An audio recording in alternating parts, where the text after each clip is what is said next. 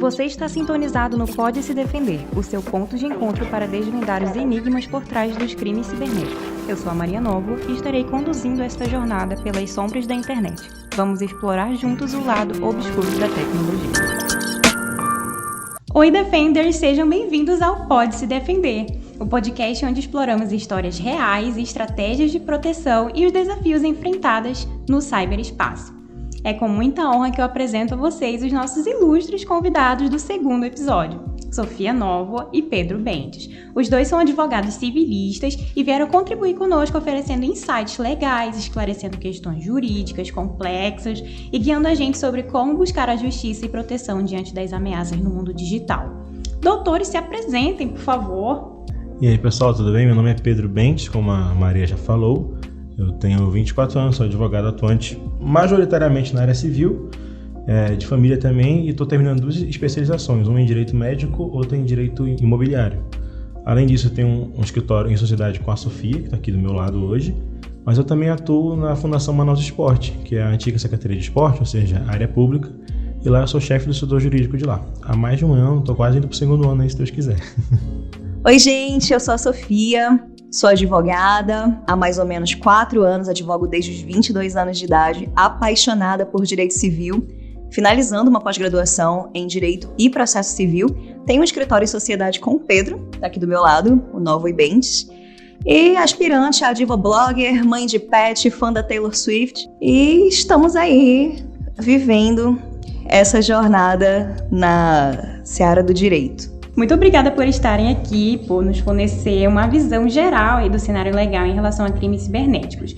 Então, assim, quais são as principais leis e regulamentações que abordam essas questões? Vamos lá. Quando a gente fala de crime cibernético, geralmente a gente pensa logo em hacker ou algumas outras situações. Mas quando a gente fala também de crime cibernético, a gente tem que entender que isso abrange também um contexto online e um offline. Ou seja, qualquer crime cometido por meio digital, com o uso de internet ou não, se torna um crime cibernético. Então, a lei mais antiga tem 11 anos, é a famosa lei Carolina Dickmann, que é a lei de 2012, que é a lei 12.737 de 2012, que foi basicamente a primeira a tipificar os crimes cibernéticos, a procurar dar um amparo e uma punição, amparo para quem sofre e punição para quem comete esses crimes. E aí, avançando mais um pouco, uma lei de 2014, que é o famoso Marco Civil da Internet, que é a Lei 12.965 de 2014, que veio aí começar a regular os direitos e deveres dos usuários. Avançando mais um pouco no tempo, em 2018 nós temos a famosa LGPD, que é a Lei Geral de Proteção de Dados, que também visa regular isso, proteger os dados. E ainda mais recente tem a Lei 14.155, que é de 2021, que vem agravando as penas já previstas antigamente no Código Penal e em outras leis para esse âmbito cibernético, por exemplo. E é interessante a gente analisar que o direito ele precisou evoluir conforme a tecnologia foi evoluindo, porque ele precisa fazer ali um acompanhamento social.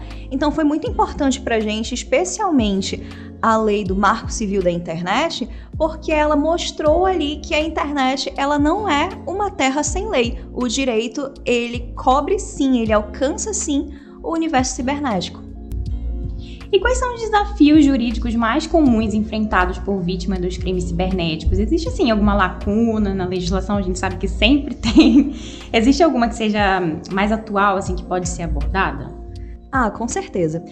O principal desafio, não só de casos jurídicos no mundo virtual, mas em qualquer caso que a gente tenha, é a ignorância. Muita gente não tem conhecimento dos seus direitos, não tem conhecimento do que pode lhe acontecer, do que pode ser feito caso algo aconteça, e a informação, ela realmente salva. Então é muito importante você ter acesso à informação, você conhecer os seus direitos, você saber o que pode e o que não pode no mundo da internet, até porque você pode evitar ali estar cometendo um crime virtual, né? Que a gente sabe que crime virtual não é só você hackear o computador de alguém, tem muita coisa que pode se tornar um crime virtual. Os mais comuns que a gente tem são os famosos crimes de ódio na seara virtual, que a gente sempre tem os famosos haters. As pessoas acham que não, que só estão dando uma opinião na internet, mas de repente vira um crime contra a honra. Então, tem que ter muito cuidado com aquilo que você fala, com o que faz e buscar ter sempre informação para que você não seja vítima e nem cometa nenhum tipo de crime virtual. No sentido da gente ter lacunas na legislação, eu diria que as lacunas sempre vão existir. Elas sempre vão existir porque não existe possibilidade do direito prever tudo aquilo que pode acontecer. Como eu coloquei no início, a sociedade está sempre em constante mudança, em constante evolução. Então, cabe ao direito, cabe à legislação, acompanhar a evolução da sociedade. Sempre que acontecer alguma coisa que não está prevista em lei, a lei precisa ir lá e precisa suprir essa lacuna. Então, a gente tem hoje, como o Pedro colocou, a Lei Geral de Proteção de Dados, a gente tem o Marco Civil da Internet, a gente tem a Lei Carolina Dickmann, muito importante, mas e aí, se acontecer alguma coisa que não é abrangida por essas leis existentes? O direito vai ter que se manifestar, o legislativo vai ter que se manifestar e legislar para resolver esse problema. Então, as lacunas, elas sempre vão existir, sim. Hoje eu não enxergo uma lacuna gritante a ponto de eu trazer aqui para você e falar, olha só, isso aqui não é regulamentado, porque a gente já está evoluindo a ponto de tudo estar regulamentado no nosso cenário atual. Então é possível que exista assim algo que está carecendo de uma atenção do judiciário, mas não é nada latente a ponto de afetar gravemente a vida de quem está utilizando ali os meios virtuais. Mas só complementando um pouquinho também, a Sofia falou muito bem dito ali, muito bem colocado, que não há nada que não seja tipificado. E o que é isso? Quando a gente fala muito de crime, a gente tem que cair logo no Código Penal. A gente pensa assim. E assim, não sei quem nunca pegou num CP, como a gente fala, no Código Penal. Eu. Mas quando a gente abre, por exemplo, o artigo 121, que é o homicídio, não tem lá escrito, não pode matar alguém. Está escrito, matar alguém, pena de 6 a 20, enfim, Está o quê? Tipificado, ou seja, o Código Penal não tem proibições. Mas como assim? Calma. Tudo que está no Código Penal se torna crime quando é tipificado. Tanto que no artigo 1º diz o seguinte, não há crime sem lei anterior que o defina, nem pena sem prévia cominação legal. E o que é isso? Assim, se a gente fosse estudar direito penal a fundo, a gente teria aqui alguns princípios basilares norteadores do direito penal. Mas eu quero falar só de um rapidinho, que é a taxatividade. Ou seja, a lei penal tem que ser taxativa. Ou seja, precisa estar completa, precisa definir exatamente. Por exemplo, 121, como eu já falei, matar alguém. Ou seja, matou alguém e está enquadrado ali. Então, isso gera algumas discussões entre duas correntes, duas vertentes muito contrárias, porque alguns entendem que o crime não pode ficar sem punição, ou seja, vamos fazer algum comportamento análogo, ou seja, vamos forçar um pouco a barra para enquadrar fulano de tal na conduta tal e condena fulano. Mas outros prezam pela preservação dos princípios norteadores do direito e falam, não, mas o direito penal ele é taxativo, se não está escrito como não é crime. E aí fica nesse impasse. Mas hoje em dia, como a Sofia falou, com essas novas leis, não existe nenhuma lacuna muito latente, assim, um negócio, meu Deus, isso aqui é muito errado, é gritante, ninguém tá vendo isso. Então, acho que assim, pouco a pouco a gente vai avançando para ter, não uma coisa perfeita, mas uma coisa melhor. Muito bom, muito legal saber disso. Como seria o processo legal típico para alguém que foi vítima de um cybercrime? Muita gente não sabe como prosseguir, né? A gente teve aqui no primeiro episódio a Ana Paula, que contou um pouco da história dela, e ela sofreu foi vítima de um crime cibernético e ela não recorreu a nenhum meio jurídico, a polícia, nem nada. E eu sei que muitas pessoas que estão escutando também podem estar passando ou podem ter passado por uma situação parecida. Então, quais são as etapas que a vítima deve seguir ao buscar a justiça? Assim, falar é fácil porque não é comigo, né? Quando não é com a gente consegue opinar muito bem. No caso dessa convidada, né, a Ana Paula, ela não procurou, enfim, cada um tem uma forma de reagir diferente. O que eu, Pedro, advogado, orientaria seria fazer um BO, porque hoje no estado do Amazonas nós temos delegacia especializada ao combate de crimes cibernéticos. Mas eu não posso ir, tem um site. Posso passar o link do site? Pode. Maria, posso? O site, para quem estiver escutando e tiver interesse, é o www.delegaciainterativa.am.gov.br. Ou seja, você não tem desculpa, você está em casa, puxa o celular e vai no site, consegue fazer um BO, explicar tudo que aconteceu, enfim. Então, além disso, fazer um BO, explicar tudo e procurar sempre orientação jurídica. Ah, mas eu não posso. A defensoria está aí, gente. Então, assim, se a pessoa quiser, ela consegue ter um acompanhamento tanto policial quanto jurídico para tentar resolver. E é muito importante a pessoa também procurar orientação profissional. Busque sempre um advogado, porque o advogado vai saber te orientar a melhor forma de resolver o seu problema. Claro, como o Pedro colocou, é muito importante você registrar o boletim de ocorrência no primeiro momento, porque quanto mais rápido você fizer isso, mais fácil é resolver o seu problema. Se deixar demorar muito tempo, for postergando, as coisas vão se enrolar cada vez mais e talvez você tenha mais dificuldade de resolver. Então, quanto mais rápido você fizer isso, quanto mais rápido você registrar a ocorrência, quanto mais rápido você procurar a ajuda profissional de um advogado, mais rápido e com mais facilidade você vai resolver o problema que te aconteceu. Vocês falaram agora há pouco sobre a LGPD, tem sido muito falada aí nos últimos tempos também. E como é que esse tipo de lei de proteção de dados, privacidade e tudo mais, como é que elas impactam casos de crime cibernético? Bom, a questão da LGPD foi muito importante para trazer uma segurança jurídica para o nosso ordenamento. O que isso quer dizer? Isso quer dizer que as coisas aconteciam no meio jurídico, os casos aconteciam, os crimes aconteciam, e muitas vezes os julgadores iam por caminhos diferentes, mas quando a gente traz assim uma lei como a LGPD, que protege literalmente os dados dos usuários, e não só isso, ela classifica o que são esses dados pessoais dos usuários, a gente passa a ter o que chama de segurança jurídica, ou seja, é unificado o entendimento e a aplicação da lei para aquela situação. Então, isso mudou completamente a forma como as coisas eram enxergadas, eram vistas no meio jurídico, no meio cibernético, no meio desse tipo de crime. Por quê? Porque a gente tem ali uma forma regulamentada de como proteger, como captar, como armazenar, compartilhar dados pessoais dos usuários. Então, qualquer tentativa de violar esse tipo de dado, ele vai ser punido ali pela LGPD. Eu acho que isso já traz uma segurança não só jurídica, mas uma sensação de segurança muito maior dos usuários de internet ao colocarem os seus dados em sites, em redes sociais.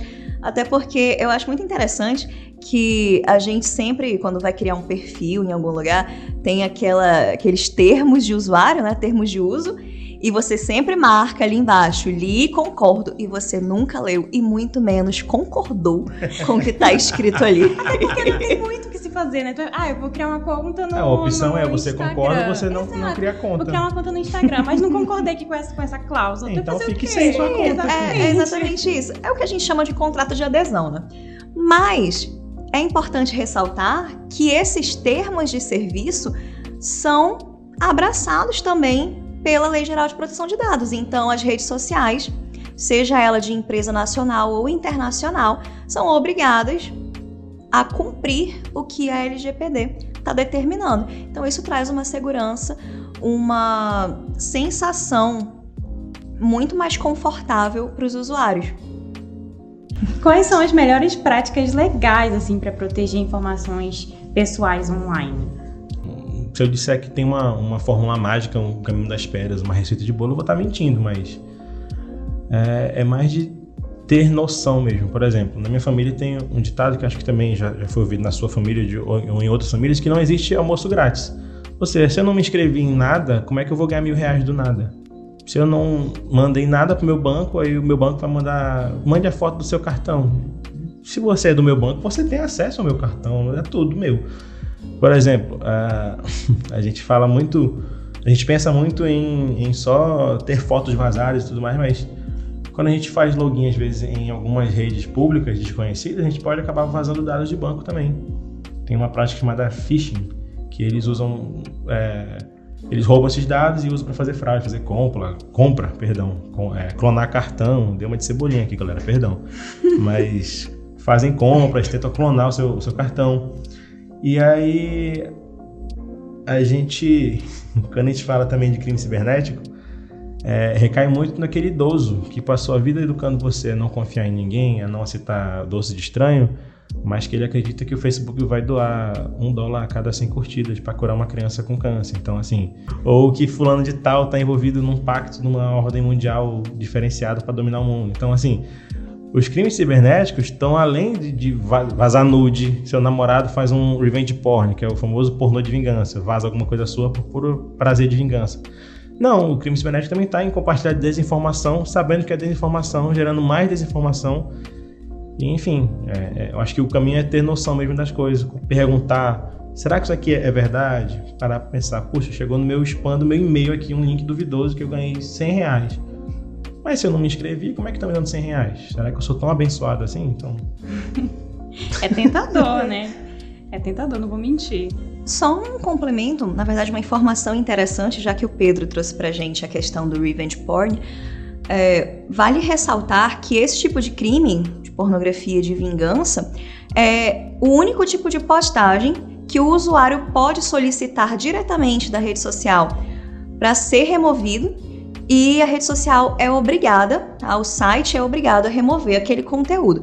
Os demais conteúdos, demais ofensas e afins, precisam de ordem judicial, a determinação judicial para ser removidos. Mas no caso do revenge porn, não. Ele pode existir diretamente ali um contato entre a vítima e o site onde foi publicado. A doutora Sofia falou ainda há pouco sobre o vazamento de dados, né, em redes sociais e tudo. A gente conhece uma rede social bem famosa que esteve envolvida em uma polêmica aí com relação a vazamento de dados. Vocês podem compartilhar algum outro exemplo de algum caso judicial significativo relacionado a crimes cibernéticos? Olha, tem um famoso, né, que eu vou deixar para a Sofia comentar, que eu acho que ela quer comentar sobre a Carolina Dickmann, que quando a gente fala em crime cibernético no Brasil, a gente já pensa logo nisso. Mas esses dias eu estava vendo num programa famoso aqui, de uma emissora grande, uma reportagem que alunos numa escola do Rio de Janeiro foram pegos fazendo nude fake de alunas. Então, usando inteligência artificial para isso. E aí acabaram vazando para toda a escola, basicamente. E, pegam fotos normais da pessoa, a pessoa tá de roupa e aí jogam na inteligência, a inteligência gera esse nude fake. E aí tá rolando ainda, foi recente, tá com uns 2-3 dias aí. Então, assim, tá uma confusão grande, não sei o que vai vir por aí, mas é bom ficar atento, quem quiser, dar uma procurada nisso, joga no Google aí. E não é tão famoso ainda, porque a gente vê pouco disso ainda, infelizmente, mas é recente, então eu achei que valia a pena trazer aqui. E esse comentário do Pedro me remeteu a uma pergunta que tu fizeste no início do podcast, que existe alguma lacuna no nosso ordenamento jurídico atual sobre a questão dos crimes cibernéticos? E eu diria que em questão de tipos penais, não. Mas em questão de inteligência artificial, a gente vai precisar urgentemente de uma regulamentação, porque isso é uma tecnologia muito nova. Ninguém sabe ainda o que esperar direito da inteligência artificial, não sabe quais são os limites dela, e o Poder Legislativo, em parceria ali com o Poder Judiciário, vão ter que lidar com isso. Então, vai ter que haver uma regulamentação para existir um melhor uso e menos danos aos usuários através ali da inteligência artificial. Aproveitando o gancho que eu já estou falando, vou aproveitar para falar aqui do caso da Carolina Dickmann, que teve o seu computador invadido lá no ano de 2011, né? 2011. Ela teve o computador invadido e fotos íntimas foram vazadas. Foi um grande escândalo na época, até porque não era comum esse tipo de prática de vazamento de nude. Hoje, infelizmente, é muito mais comum, mas na época não era tanto, então qualquer pessoa que tinha um nude vazado já era ali, meu Deus, vazaram nude da fulana. Claro, é uma coisa muito grave, mas hoje é mais comum. Então a gente não tende a ficar tão escandalizado quanto ficamos na época. Então, assim, ela foi à luta para que suas fotos fossem removidas da internet e a partir daí surgiu a famosa Lei Carolina Dickmann, que resguarda, então, os direitos das pessoas de não terem o seu computador invadido, os seus dados, seus arquivos vazados. O que é engraçado, porque é um direito tão básico, é uma coisa tão básica assim, nossa, esse aqui meu computador são minhas informações, então eu tenho direito a não ter isso aqui invadido. É tão simples, né? Mas É isso, a vida é Só assim. te cortando um pouquinho, Maria.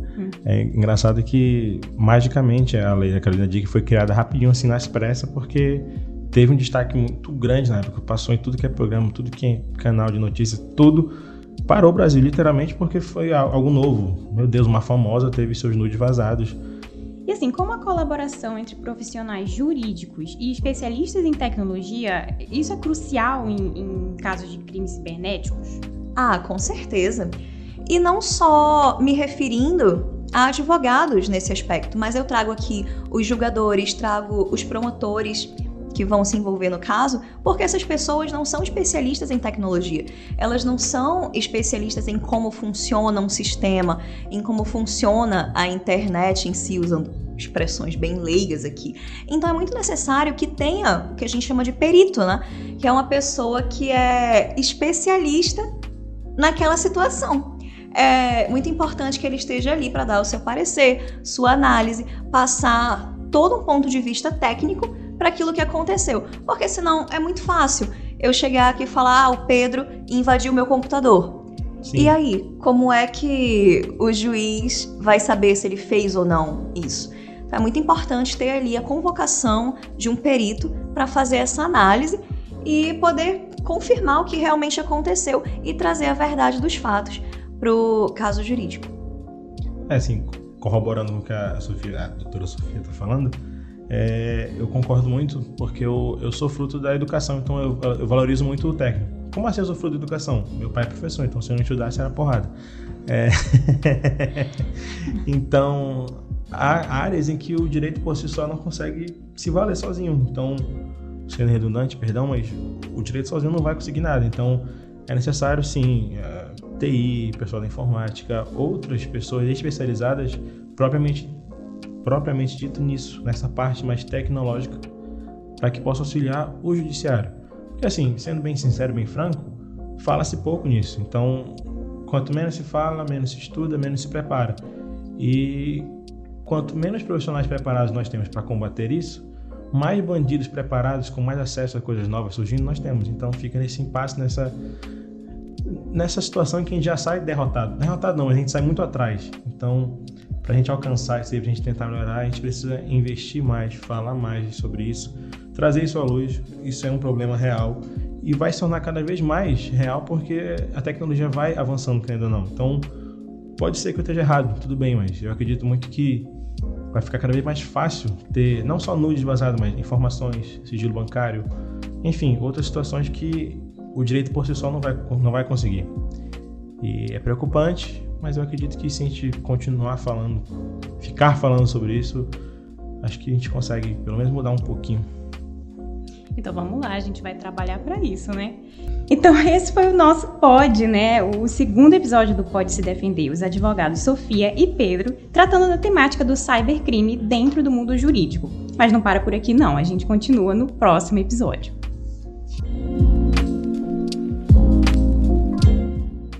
Obrigada, doutores, pela sua presença e pela sua contribuição. Foi um prazer receber vocês aqui. Quero agradecer o convite, foi muito legal estar aqui com vocês trocando ideias sobre o que é esse universo jurídico dentro do mundo cibernético e eu espero que a gente tenha ajudado alguém com essas informações. É só isso, só agradecer a nossa grande Maria, grandíssima Maria pelo convite, pela oportunidade de estar aqui falando sobre isso, debatendo um pouco, trazendo informação para quem não tinha nenhuma, enfim, instigando você a procurar mais, pesquisar mais e é isso. A gente fica por aqui, até a próxima.